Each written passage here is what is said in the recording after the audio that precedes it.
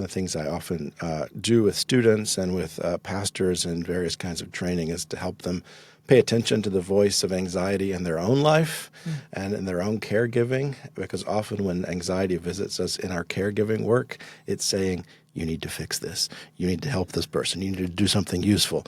Stop just sitting there. And that kind of thing sort of pushes people into actually providing forms of care that aren't often that helpful. These sort of desperate search for solutions, often to problems that don't have solutions, that need a caring presence to be with us in a less anxious way, to hold those things in conversation with us, to ask helpful questions that allows more of our story to be told.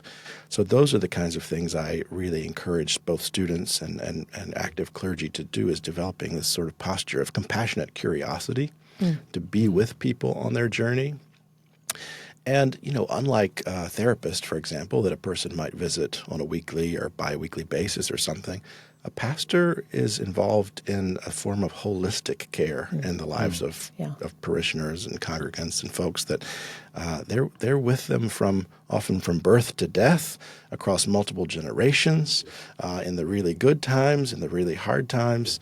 So that kind of holistic, compassionate companioning is sort of what I'm hoping that both pastors and lay people who can gain some of these skills can do for the communities of care that they cultivate.